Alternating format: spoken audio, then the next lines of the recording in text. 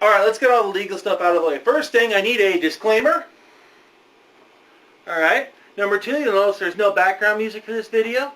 And number three, all the opinions that are in this are of mine and mine alone. I am not a lawyer. This is not legal advice.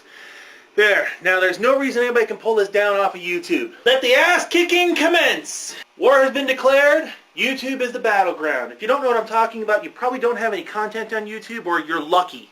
Here's what's going on. Warner Music Group, WMG, they have said that they do not want any of their music on YouTube. So all of the music that comes from Warner Music Group is being pulled. I had to write this one down because there's a lot of names to roll through on this. Warner owns, first of all, they own the Atlantic Records Group.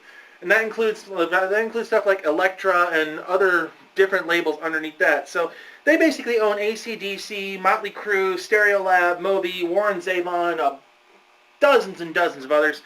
There's also the Warner Brothers Music Collective Group, which is, they have Metallica, Prodigy, Madonna, Faith Hill, Green Day, Dropkick Murphys, Avenged Sevenfold, so on and so forth. So what this means to you and me is that a lot of the music that you could use as background music, well, at least that you want to use as background music, you can't, because they've decided that this is not going to happen. I've been researching this on the net, and I couldn't find any solid information.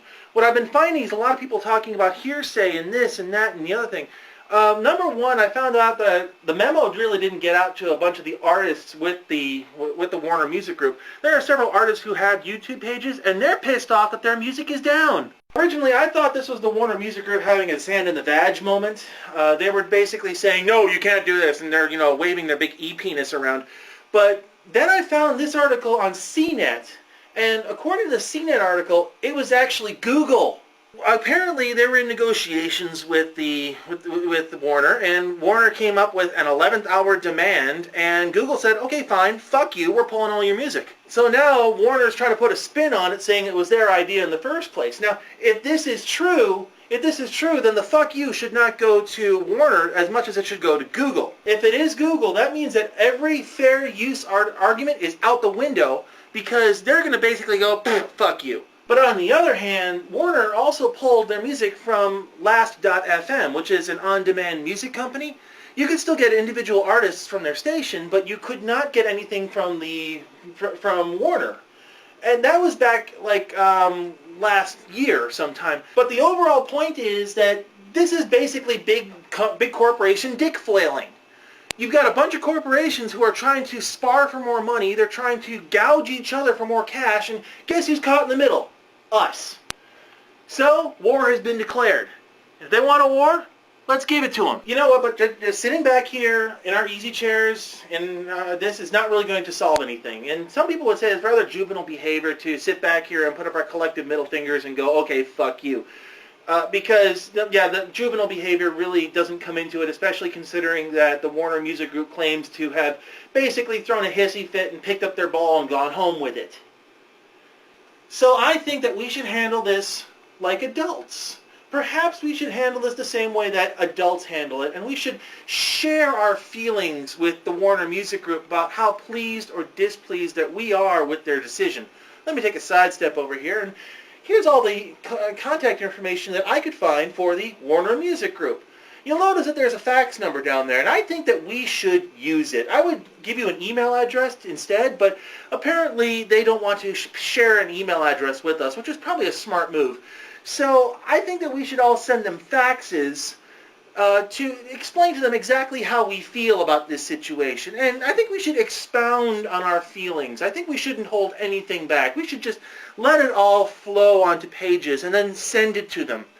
And if the fax machine happens to be busy, go ahead and call back. But you know what? I think that if we're going to be fair about this, let's take the CNET article into perspective here. Let's say that CNET is right, that this is actually Google, and it's not necessarily Warner that's making this decision.